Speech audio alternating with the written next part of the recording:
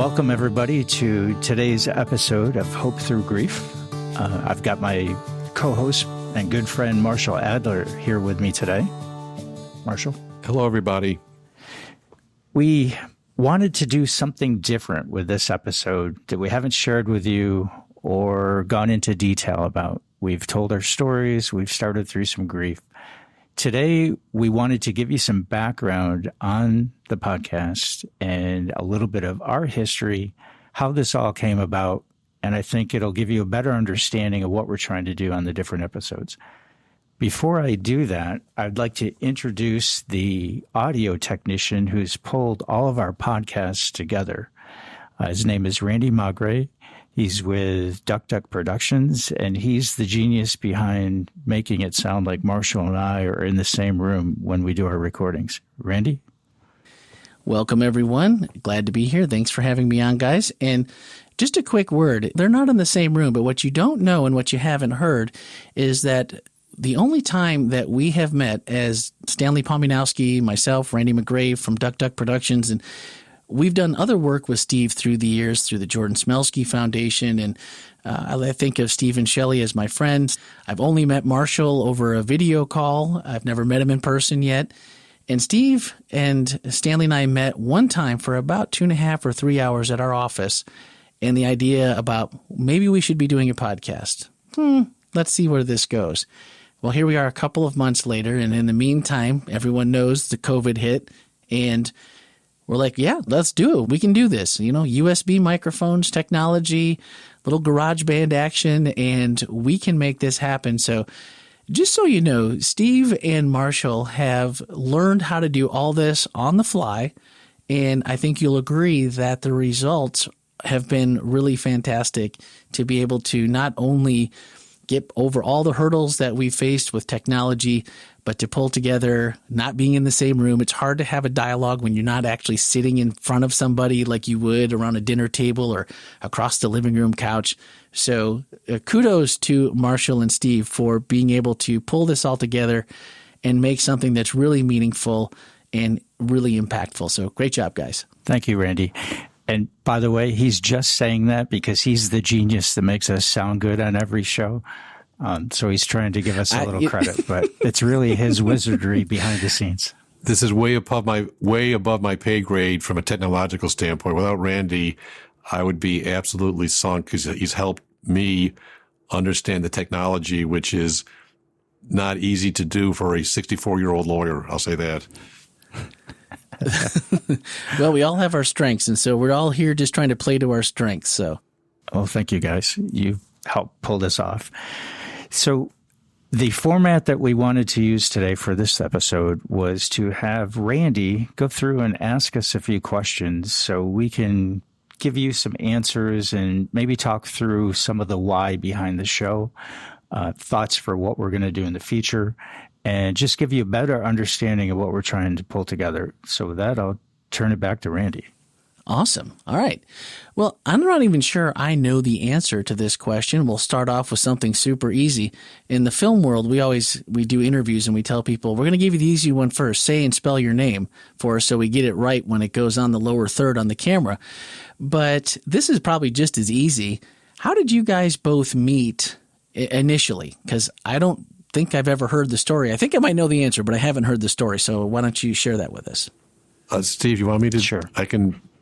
Let me just say, Randy, Steve, and Shelley were a huge help to us because Matt passed away on July 22nd, 2018. And after his funeral and after everybody left, Debbie and I knew we couldn't do this on our own. So Debbie went on the internet and she said there has to be some type of support group for grief. And of course, we never dealt with that before because we never needed to deal with grief. And she saw Grief Share and she goes, I have no idea what this is, but it's starting in 2 weeks. And I said, send whoever's running Grief Share an email and sign us up. One of two things are going to happen.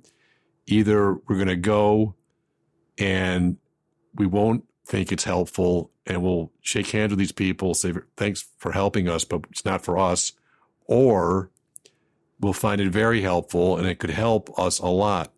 And I will tell you, from the day we first went and met Steve and Shelley, they could not have been nicer, more caring, more concerned, more compassionate. And I've said this before in prior episodes. The thing that really stuck with me is that Steve went up and he started out by saying, how many of the people here have taken courses in grief? And of course, everybody was looking around and nobody raised their hands, like, who in the world would want to take a course on grief if you didn't have to? And right, yeah.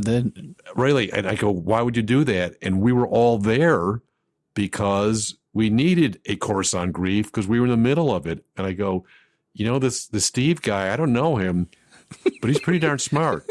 No, seriously, I was very impressed by that.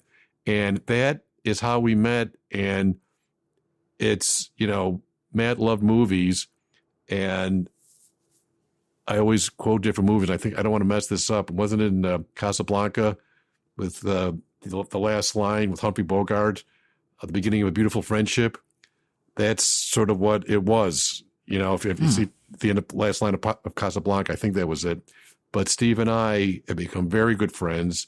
Shelley and Debbie have become very good friends, and they've been a role model for us to see how you survive and thrive grief in general, but also I'll be blunt here, also the loss of a child, and even more specific, the loss of a son, because we all have that in common. So that's really how I met Steve, and how he's really been such a guiding light to me and to Debbie on our journey through grief.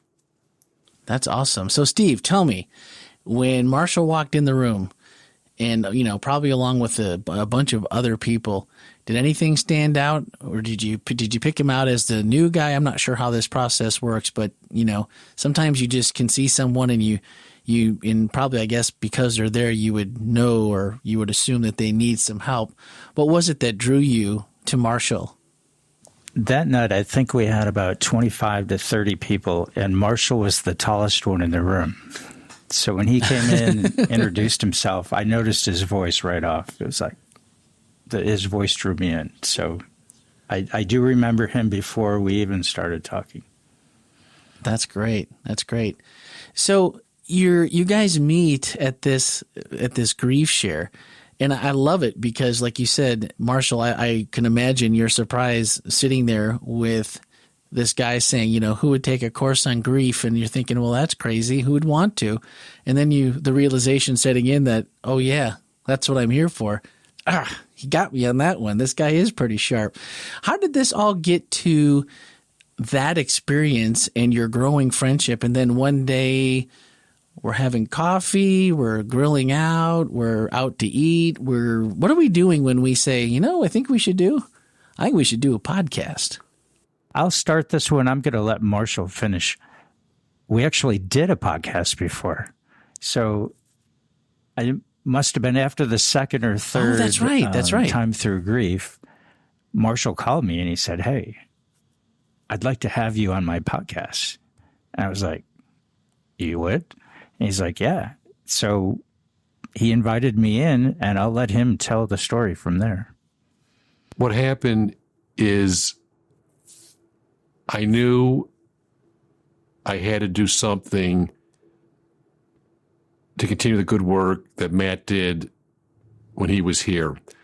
And again, I am a Fred Flintstone level of technologically advanced technique when it comes to modern technology. But in spite of that, I said, I want to learn how to do a podcast specifically dealing with how Matt passed away, which was suicide. We were very open about that.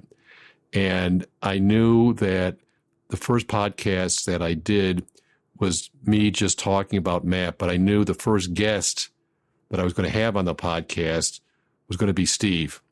because the podcast specifically dealt with the issue of Matt's passing, but it's obviously a subset of the larger grief journey. And I did 13 different episodes, and I'll tell you that Steve did such a great job as a guest, as my first guest, second episode, that I had many people say, boy, that Steve guy was a very sharp, very well-spoken, very credible guest that gave us a lot of interesting and helpful points. And when I finished the 13-week podcast, it was time for me to take a break because it was a little bit emotionally draining, because I had many wonderful guests that all had lost loved ones to suicide. And they were wonderful to open up on a podcast that they knew was going around the world. We had people from Brazil, Ireland, Germany, England, China, Laos, Cambodia, listening to this. And these people knew that this was going to be worldwide statements they were making about the lost loved ones. So I decided to take a break from that podcast. And during that time, Steve and I went to lunch, and actually it was his idea to do a podcast together. So I want to throw it back to Steve, because the actual idea for this podcast was Steve's. So Steve, you can tell about our lunch. I think that'd be the next part of the story. I think I'd listened to several of Marshall's podcasts. I went back and listened to mine like 3 times, which for me is very hard to do because I don't like listening to my voice after it's recorded. That's for sure. None of us do. I would much rather stand up, not record. That way I don't have to hear what mistakes I made and just talk to people and work our way through. But this was different. I did go back and listen to it. I liked his shows. He and I stayed in touch while he was doing his different weeks. And each one, he'd tell me who he was trying to get or who he had canceled and he had to rebook, which is actually kind of nerve-wracking trying to make a schedule. And I thought about it all the way through December, through Christmas holidays. And I said, you know what? I talked to Shelley and I said, I want to ask Marshall to go to lunch and see if he would consider doing a podcast. And so we met. I met him in his office. We talked for a little bit. We walked over, had lunch, and I threw the question out and said, what do you think? I'm not sure what he thought right out of the gate, but my idea was it's hard to talk about what Jordan died from because there's not as large of an audience. And I think eventually you run into the same thing when you're looking at suicide. And I thought, what if we did it and focused on grief in general? And there's a lot of different directions and topics that we could get into. So one quick question. Inquiring minds want to know, where'd you guys go for lunch? It was a Japanese restaurant, if I remember, in Winter Park. Am I correct, Steve? I think that's where it was. We walked. It was close to my office, and we walked there. Was it good? I was trying to think of the name of it. We had sushi that day for lunch. Ooh, there you go. You guys went all out. I like it. What I really want to know then, okay, we decide we're going to do the podcast. We're working through that process, and we decide we're going to do one. But, I mean, most people don't want to talk about grief, at least not to people. Well, shoot, a lot of times they don't want to talk about it with their family members. And Marshall, like you talked about, people all over the world are going to have access to the show. We already have listeners in the few short episodes that we have already from different places in the world. I mean, why do you want to talk about grief? I don't want you to answer this from the perspective of, I lost my son. If you've already been through a couple episodes, you've heard those stories and those tragic stories. But what about you now makes you want to talk about grief? Because for many people, they're just saying, forget this.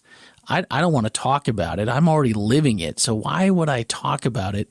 And I think it's important for people to know what's behind your desire or both of your desires to want to talk about this. I guess I can go first. And to me, it sort of goes back, and I did talk about this previously. Matt passed away July 22nd, 2018. 2 days later, July 24th, 2018, while we were at the funeral home picking out Matt's headstone, I got the call that my mother passed away. So I lost my mother and my son within 48 hours. And it's grief to the second power. We had to go to Matt's gravesite, which was next to my father died in September 29th, 2012. So he was obviously at his gravesite. My mother's gravesite was going to be next to him. And we got Matt's gravesite very close to them. And Debbie and I, you can't believe it. You're looking at your son's final resting place. And I was very blunt about this. And I said, we got three options here. Number one, and I wasn't being funny, I said, some people will say, I'm good, I'm going to join my son. And that happens. And I never wanted to do that, but I know that has happened to other people throughout history. And I said, I vote no on that one. The second option was to live, but I said, being the Walking Dead is not what I wanted to do. By that I mean people are unable to lead a productive, meaningful life due to the grief that just freezes them forever. I didn't want to do that. The third option was to lead the best productive, most meaningful life we could to honor Matt because he'd want us to do that. But the absolute key to that was helping other people deal with their grief, because we knew we had to deal with grief head on. And we felt that not only helping us deal with grief by helping others, we would also hopefully actually help others. And obviously that's for the listening audience to decide whether we're successful at it, but it won't be for lack of effort on our part. So it's a double-edged sword. I want to help myself through my own grief process by making Matt proud, but the end goal is helping others through their grief process. And again, that is to be determined whether we're successful or not. And hopefully people that maybe I'll never meet, maybe people I'll never hear of, will have gotten something out of this podcast that helps them. There's an old Jewish saying that for a person to save one other person, it's like they save the whole world. It's not the quantity, it's the quality. If you can save one life in the Jewish religion, it's comparable to saving the whole world. So if I can save one person's journey through grief with this podcast, I'll be a happy camper. I like that. Steve?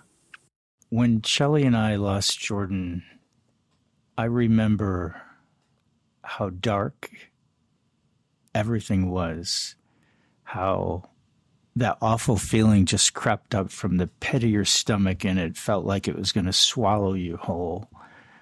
You couldn't find your car keys. You didn't want to go out of the house. You didn't want to do anything. And you would have been okay if it was your time and God said, I'm calling you home as well. But when that doesn't happen, it's like, what do you do? Because that's as bad as it gets. You can't figure out how to even get back to where you were. I couldn't do anything. We were, it was horrible. We cried all the time, or we didn't want to eat, or we didn't want to sleep, or you couldn't sleep, or you woke up in the middle of the night. You woke up early, and then it's like, what do I do now? It was horrible. And we were blessed to have a few people lead us through a grief class, the grief share. Marshall mentioned Shelley and I leading. Well, we had leaders when we went the first time.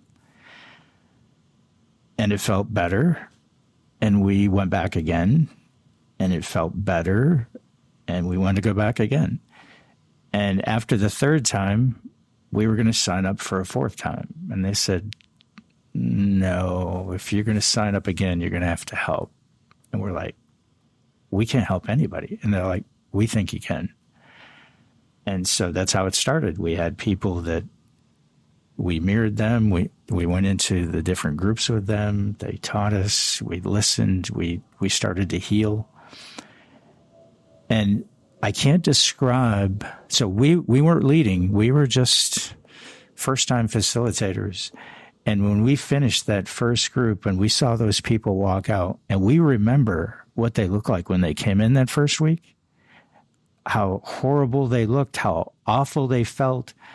Some of them cried all the way through that first session. And then how they walked out of there, that was helpful. It helped us because wasn't because of us, but we were there and we liked seeing that. And then we did that 3 or 4 times more. And we realized you do get help in your grief by helping others because you remember what it was like to be like that. Yeah. And you can remember when they say something, it's like, oh, I remember that day. And I could never see the point that we have gotten to at that moment. And you realize you can walk with them and try and help them along as well. Wow. It's been helpful to us, and we feel better every time a session finishes up. We need a little break to recharge our batteries, but we want to go back and do it again. So what would you tell somebody that's listening that is going, I don't know if I can listen about grief. I don't know. Maybe they're feeling like you felt like there's no way we could help anybody, right? But maybe that's the whole point of the podcast is that I think from what you just said, you have a belief that people are stronger than they think. You may not see it. You may not feel it. It might be the last thing you want to think about, that maybe I'm strong enough to do this because, hey, we've all had that feeling before where wouldn't it just be easier to just give up and say the heck with this and just not meet this head on, just ignore it. And we know what happens then. It's, it's your vice of choice, whether it's pills or booze or other things or just deep, dark depression. But you're saying that you have hope that others find that same confidence in themselves that you see in them, right? Correct. I would say everybody has the option to self-medicate. We were absolutely against that. We wanted to experience the grief, and I think we did each to a personal level, and yet it felt better not to have assistance or help, but to actually hear their experience, share it with them, share some of ours. And at that point, you don't think you can do it alone. So remember, those people are no longer here. As soon as their loved one died, that's a different version of them. And we're all trying to figure out what that is. And none of us think we're strong enough to get through it. And it is a step by step, a day by day. Some days it's a breath by breath moment because you just have to remember to breathe. It is that difficult. Yeah. But with a little bit of help and coaching, it's amazing where people can go. And then when they walk out and say, you know what? I can help somebody too. I never knew what to say before, but I think maybe I could help. That's a tough one because we all struggle with whether it's grief or, the racial tensions that we have in our country right now, or as a special needs father, people will look at me and they'll look at my daughter and they don't know what to say. And it's uncomfortable and we don't want to have that conversation. And it's on you though, right? Because you're the person that's supposed to be stronger. You've been through the grief, and she's 10 years old now, and people will still come up and ask you the most horrifically ignorant questions that you could possibly imagine. And the first part of you, at least as a dad, I'm not going to speak for my wife because she's not a violent person, but I just want to punch him in the throat and go, where have you been living, right? This isn't an appropriate question to ask. But in grief and all these things, when we feel that way, to get through to the other side where you can just say, if I don't make a change in myself so that I can help somebody else understand this, then this just perpetuates, right? None of us get better. None of us grow. None of us do anything positive with this. And what's the point in that? So I can't imagine, Steve and Marshall, to get to that point with losing, if I lost one of my girls, I can't even imagine working through what you guys have worked through to get to where you are. And that gives me hope that there are people like you that have made it through this process. You've realized what it takes, and now you're wanting to give back. I think that's amazing. Marshall, did you have something? Looked like you were. It's interesting because Debbie said something about a year or so after Matt passed away, and she said that she realized that grief was going to be a permanent resident in our house. It was never going to leave, and that she decided to make friends with it. By that, you can try to avoid it, as you mentioned, by doing self-destructive things, or you can realize, people ask, when does grief end? For me, the answer is never. It'll end when I take my last breath, but I'll grieve Matt for the rest of my life. But that doesn't mean I can't live a productive, meaningful, significant life helping other people.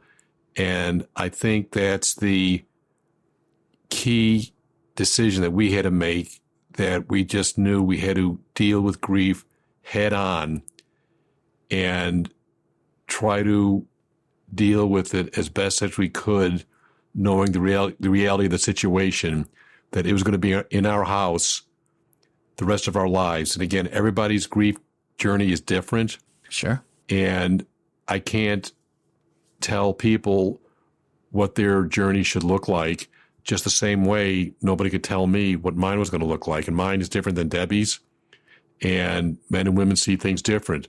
So sure. I think what I want the podcast to hopefully help people realize that they have to find their own journey that's right for them. It's the old joke, make your own story because everybody else is already taken. Everybody else has a story. Don't Right. emulate somebody else. Make your own story. And I think tell that to my daughter every day. Right. It's true. With grief, it's your grief story, and make the most of the time you have here as a tribute to your lost loved one. I think that's what they'd want. That's great, because I think what you're talking about is getting to the point where you realize that it's really going to be defined as to how you're going to approach it, how you're going to look at it, how you're going to engage with it, because I think you're right that it's never going to leave. It's never going to be gone. So if I don't find some way positive to do this and to keep myself in line, to keep my spirits up, and to have a productive life, and I just think it's great that the outpouring of that realization has become Grief Share that you guys are working with and helping people with. And now another outpouring of your friendship is this podcast. And I think it can be a way that if you're listening today and you know someone, if you're going through grief and you know someone that's going through grief, this is a great place where people can just tune into the conversation. You don't have to take that first step into the room to grief share. Not everyone might be strong enough to I'm going to pull that doorknob, I'm going to open up, and I'm going to expose myself to everybody. But maybe this is a good starting point. Let these ideas, and let someone who's been there before you and who's gone through all that darkness and is now using it to help you. This is a good place as a kind of a step in the right direction. And so I hope that, for someone that's listening now, definitely share this with someone that needs it desperately, because this is a lifeline that is not so much in your face. It can just be an easy, hey, I found this great podcast and I was really blessed by it, and I think you might be too. It can be totally it can totally be a little sly if it has to be, but they'll thank you for it later. I am sure of that. So when you guys started the podcast, you always start something with it like, who am I going to help, or what am I going to talk about? Who's going to listen, and why are they going to listen?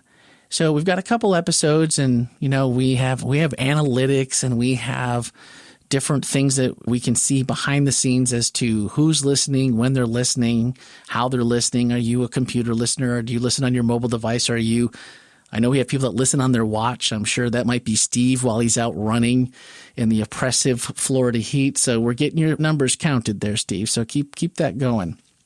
But who did you have in mind as your target audience, people that you really felt you wanted to reach out to make an impact, to change a life, to provide support, or just provide a resource for someone who, again, could share it with somebody else?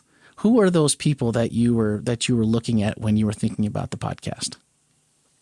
I'll say this. When Steve and I first talked at the restaurant, nobody knew what coronavirus was. Nobody knew what COVID-19 right. was. Nobody ever heard of the word pandemic versus epidemic. People heard of epidemics. They never heard of pandemics. So when we were talking initially, the one thing I knew about our audience is that a lot of the people that would be listening to us in the future would have no idea at the time we were talking about the podcast at that lunch that they would be our audience because they have not had their loss. And you live on this planet long enough, one or two things are going to happen. Either you're going to die and people will grieve you, or you're going to live and people you love are going to die and you're going to grieve them. Guaranteed. Guaranteed. We're all here a short time, and the idea is to make it the best time to help other people.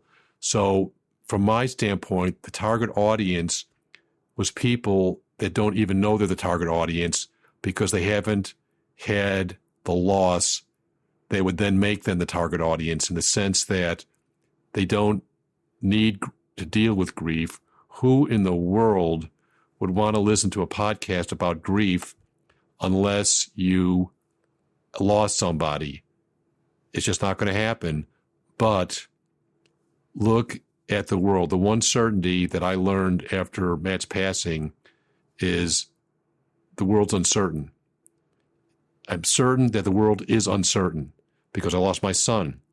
So when we talked about our target audience, we had no idea we'd be here 5 months later with a worldwide pandemic taking lives where people are socially isolated and cannot grieve with loved ones, as has been done by the human spirit for thousands of years.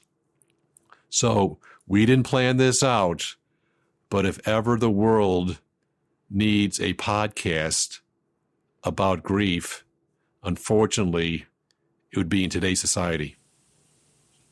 Absolutely. Absolutely. I just had a friend whose mom passed away, and he said it was the most heartbreaking thing ever. She was in hospice for a long time, so it wasn't unexpected. Kind of like, I think, like your mom's story, Marshall. Like you knew it was coming. You just didn't know it was coming so soon after Matt's passing. But they had a chance to prepare, and they had a chance before COVID hit to visit her and see her. And he said, but had I known that the last time I went to the facility to see her, he said, I gave her a hug, and I told her I loved her and that I'd see her again soon, and I'd come back to Florida and then go back up. She lived in Indiana, and I'd make another trip up to see her in a couple weeks. The next couple of weeks, when that opportunity came up, well, guess what? Now you can't go see her. And her husband of nearly 60 years, or it was 65, I'm not sure, but lifelong, they got married young. He watched her pass away on FaceTime. If that's not the biggest kick to your emotions and your gut and your, as a man or a woman, I mean, I don't think it matters, but to your ego, like that's men, we're supposed to be protective. We're supposed to take care of our wives. And he said, it's the most heartbreaking thing I've ever seen in my life. He said, I cried like a baby. And yet, and he's like, and I can't even imagine what my dad dealt with going through that. So Marshall, I think you're spot on there. I think that through this, there's so many, it's not just the pandemic, it's all the ramifications of that you mentioned that are driving this distance between even family at a time when the only thing you want to do is be there to care for and comfort and just let them know you're there. A touch means so much, and that's out of the question in many cases now. What do you think, Steve? I think my initial thought was maybe this would be a way to meet the needs of some men who, because leading the grief class, we do 2 of them every year. They're 16 weeks long. There's always more women than men. And I was a tough guy. I wouldn't have gone until I lost my son and realized I couldn't do it without. So my thought was to try and reach some of the men who may not want to come in. But I also realized that there's a lot of people who don't like public speaking. They don't like to speak on a microphone. They don't like to share their personal thoughts and stories. And when you lose your loved one, you can't even say their name. So while we could serve the people that did come in, I also knew there are a lot of people that didn't come in that I'd like to try and reach. And my thought was, how do we reach it? But if you look at the results of over the weekend, we actually had 82 to 85% women on Facebook that checked into our posts. So where I was thinking it was the men that I wanted to help, the feedback from the women was awesome. So maybe there really is a larger audience who, first of all, isolation is not normal. That's the first thing we tell everybody that comes in. Don't isolate. And yet you don't have a choice. We have to. So I think there's a lot of men and women who would like to participate. Some, like you said, opening that door that first time is one of the most difficult things I ever did. And it probably saved our lives that we did. So if I'd known then what I know now, I should have run through that door. You know, in hindsight, everybody's the Monday morning quarterback. But when you're in it, you can't see to the other side. In fact, you're not sure you're going to make it. So I think there's a lot of people, men and women, that fall in that category, and now you can't meet them in person. So maybe listening to people talk through some of the issues is the best way to reach people right now. And like Marshall said, we had no idea this was in our future. For sure. Well, and then maybe there's another part of this to it also is, you know, while a podcast is in truest form, just an audio program that you listen to, like you mentioned, but I think knowing what you just talked about with we posted some videos on the Facebook feed just to get the word out that the show was launching, and we had a couple episodes out there for people to listen to, and the response that we got from the females that were interacting with the posts and leaving comments. I mean, I think that was at least 2 to 1, females versus men, which probably isn't super surprising. But you can join the conversation. A lot of people don't realize that, the podcast is something I listen to. But if there's something that strikes a chord, or if there's a question that comes up by something that's mentioned, and I would look to both of you as experts, maybe not medical professionals, but Marshall, I mean, you're an attorney, and Steve, you have the foundation. You've been a salesperson, very successful. So you both have had, I mean, you're definite experts in your fields, and then you're an expert both, I would say, in grief. You don't have to have a medical diagnosis for someone to know that they're in grief, or that they're grieving somebody, or that they feel like the world is coming to an end because they lost their loved one. We don't need medical people for that. Maybe to do some treatments. And if that's you, please, get medical attention as often and as early as you possibly can. We want you to be healthy and seek all options. But like you said, Steve, to have someone listen, but we'd also would love to have your feedback. The feedback that we got on the Facebook videos, people that were saying how powerful it was, and they just, it resonated with them. So that is something that if something you want to talk about, if you want to share your story, if you want to ask Steve or Marshall a question, whether it's about how you deal with suicide or how you deal with something like Pam that Jordan passed from, we would welcome those comments. You can send those to Hope Thru Grief, HOPTHRUGRIEF @gmail.com. And we can discuss those on a podcast episode. If it gets to be where we get a lot of them, we can do a special episode just answering questions. That would actually be, I think, part of the outreach and part of the mission to help people is to share the stories, because if there's one thing that we've learned, I think, through this pandemic and through the racial tensions and all the built up frustration that has all seemingly come to this perfect storm and explosion, is when we have conversations, honest, transparent, open dialogue kind of conversations, the uncomfortable ones, the ones we try to avoid a lot of times, that's when we make progress. And that's when we learn about each other. That's when we become friends, even if it's across a WebEx call or a Zoom call or a FaceTime or even a text message. If we're open and honest and we're willing to share, and it's a little vulnerable, it's not a little vulnerable, it's a lot vulnerable, and it's uncomfortable. But really moving forward and trying to improve ourselves, that's really what's needed. So we would encourage feedback, good or bad, any kind. We're thick-skinned. We're grown men. We can handle it. We promise. And, be gentle if you can be. But, we would love to hear what you really think, because sometimes it's the underlying themes that come through those comments that you really find out about and learn. And we can have a civil discourse because we're grown adults. Well said, Randy. Thank you. Right? Absolutely. Very well said. Awesome. So speaking of that feedback, give me just a little taste of what you think we garnered from this. We launched on Father's Day, a day that's really tough for a lot of people. And frankly, I'll have to admit, it's not something that I thought a lot about from your perspective. Now, Steve, I've known you for a long time, and I know we've talked about this before. But it doesn't, because it hasn't happened to me, and I haven't taken a grief course, because who wants to? We've established that. I didn't think of it that way. But a lot of people struggle.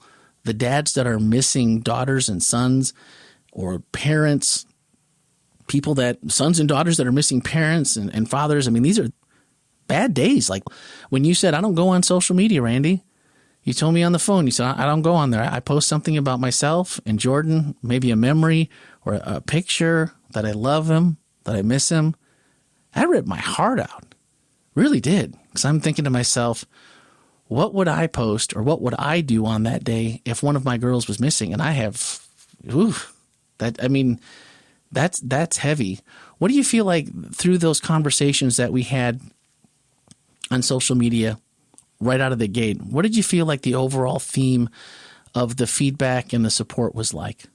I think there are a few people that understood where we were for that weekend. That's why the heartfelt comments and the prayers and that type of thing. I think there were some that had no clue. They'd never experienced that on a Father's Day. I will say this past Father's Day was different for me. I struggled. I got up and went for a run in the morning early before it got hot.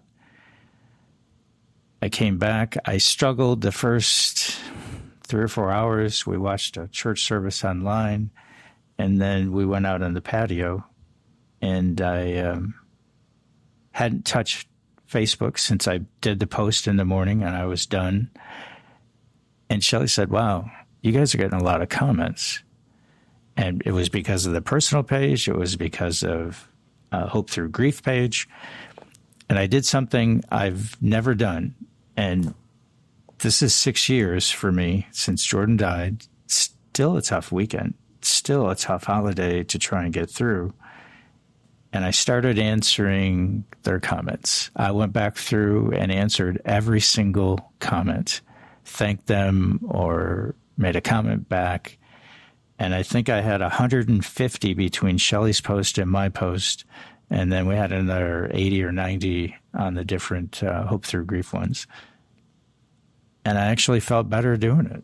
I was still, it wasn't a great Father's Day, but they won't be without Jordan. So until I see him again, it's not going to be the same. But I felt better commenting, and I was amazed at how many different people had reached out. That's amazing. Marshall, how about you? I'm always amazed by the response because, again, I'm very low level on technology. And I always assume we're doing this and nobody is ever going to hear this. We're just doing this for the sake of doing it. And then when I see this thing actually works, people around the world are actually listening to this because I see that they are making comments that's helping them. And I'm saying, well, apparently this technology does work, which surprises the heck out of me. So I'm very optimistic in the sense that my expectations of technology actually working are always low. And I said, well, apparently the technology is working where people are getting the podcast and they are getting things out of it that are helping them. And for those two things, I'm very grateful that we're able to figure out the technology successfully, but also we're giving people tools that we have found helpful in our own grief journey that can hopefully help them on theirs. That's great. That's great. All right. So we've established we have a podcast. We've established how we've gotten to that point. We've established that people overall have been happy to engage with the stories that you've been telling of your own journeys through grief. So as we move forward, I mean, we're infants in this process as far as episodes go. And so the future for the podcast has not yet been written. So we can do whatever we want, whenever we want, however we want. What does the future look like, at least now? Now, I mean, when we decided to start the podcast, right, there was no COVID. We didn't know that, and obviously we don't know what the future holds. But just a quick look forward. What do you think about the shows moving forward? Are we going to have guests, multiple guests? Are we going to talk about different kinds of grief? I know Marshall, you lost Matt to suicide, and Steve, you lost Jordan to Pam. And of course, there will probably be an abundance of COVID-19 stories. Is there anything we're not going to talk about when it comes to grief? I'll say this. I do it as an attorney. I always tell clients, there are rules and regulations with litigation in court, but many times with a lot of things in life, the first rule is there are no rules. This is not a lawsuit where you got rules of civil procedure and rules of evidence that you have to go by. This is grief. And as I mentioned before, everybody's grief is different. So to answer your question, my answer would be yes to everything. Anybody that's on a grief journey that wants to talk about any aspect of grief by shooting us an email or however technologically they can contact us, I'd be all ears because that's their journey. And their journey is as important to them as my journey is to me. So again, from my standpoint, the first rule of this podcast would be there are no rules. I'm willing to talk about anything. I like it. Steve, you agree? Disagree? Court's in session? I'm not an expert on everything, but yeah, I'd like to talk about a lot of different things. I don't think we have any set rules or guidelines. We are going to have guests on. We've got one coming up in a couple of weeks. We've got a lot of other people that we would like to reach out to and invite them on. We've got a lot of different types of loss that we can explore that we haven't even begun to start on. When you think about what Marshall and I have gone through, that loss was immediate. Yeah. There's people that lose somebody over a year and a half, sometimes longer, and that's a much different journey. There's a lot of different types of loss.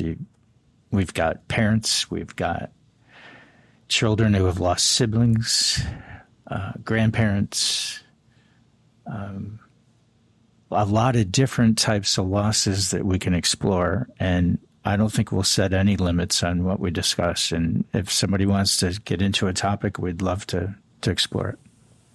I think we can just maybe assure people that this is going to be a safe place.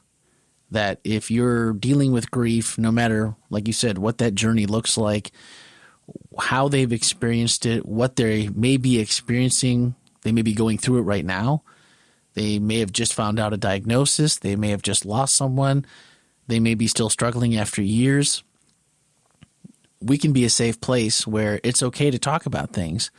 And I know from a social media perspective that, none of that kind of thing. And I know that this is something that is pervasive on social media. There's bullying and there's all these different kinds. People try to shame people for feeling a certain way or for having what they perceive to be a weakness because they may have grief or they may have some mental instability while they try to process all these kinds of things. And just know that our social media outlets will be a very safe place. It's something that we monitor and something that we watch out for.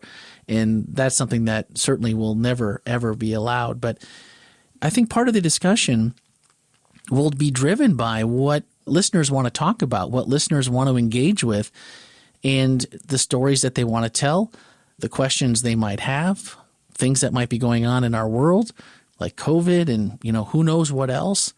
And I think just being open to that. So please don't be shy if you're listening and you think, oh, that's dumb. I'm not going to send them an email about that. I mean, they're not going to talk about that. Don't be so sure. Don't be so sure. Send us an email. Send us a note on Facebook, Twitter, Instagram. If you swipe up in today's show notes, you will find links to all of those. So please just go ahead and like and share and get the word out. And we would be happy to take questions, take comments. And even if it's just, hey, we'd love to celebrate a milestone with you. If today is an anniversary of something and today's the first day that you felt normal in a long time, whatever that normal is, we'd love to celebrate it. We'd love to call you out by name and say, good job, Sally. Good job, Joe. We're here. We're supporting you and we're celebrating in your victory with you. So this really is designed to be a community that's about inclusion and about finding this journey together and learning. Just because Marshall and Steve and I've lost people close to me, not like they have, but we've all been part of grief in our lives. We've all had that. And it feels good when people are there to be with you in those times. So I think that's, at least from my perspective, that's one thing I think this show can excel at. Thank you for sharing that, Randy. We are interested in creating a safe type of environment where you can ask questions or share. We may not have experienced exactly what you have. We may know somebody who has. Everybody can help everybody on their journey through grief. Just a little snippet or a little thing that you did that you don't think it's anything, but somebody else may be struggling with it. So I absolutely agree with that. And I think if the world has learned anything from this year, 2020, is that we're on this little blue marble in the big, huge universe. And this is it.